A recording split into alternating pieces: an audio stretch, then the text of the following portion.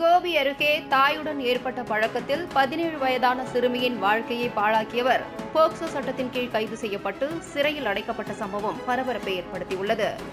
கோபி காவல் நிலைய எல்லைக்குட்பட்ட பகுதியைச் சேர்ந்த பெண் ஒருவருக்கு 17 வயது மகள் உள்ளார்.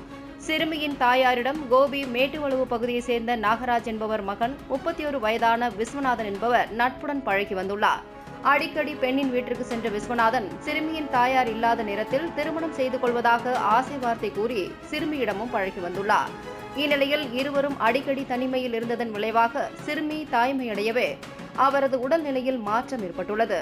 அதனால் சிறுமியின் பெற்றோர் சிறுமியிடம் விசாரணை செய்துள்ளனர். அப்போதுதான் சிறுமி தாய்மையடைந்த விவரம் தெரிந்து அதிர்ச்சியில் உறைந்துள்ளனர். அதைத் தொடர்ந்து அவரது பெற்றோர் அளித்த புகாரின் அடிப்படையில் வழக்கு பதிவு செய்த கோபி அனைத்து மகளிர் காவல் நிலைய போலீசார் சிறுமியை ஆசை வார்த்தை கூறி தாய்மையடைய வைத்த விஸ்வநாதன் மீது போக்சோ சட்டத்தின் கீழ் வழக்கு பதிவு செய்து கைது செய்து விசாரணை நடத்தினர். அதைத் தொடர்ந்து கோபியில் உள்ள நீதிமன்றத்தில் ஆஜர்படுத்தப்பட்ட விஸ்வநாதன் சிறையில் அடைக்கப்பட்டார்.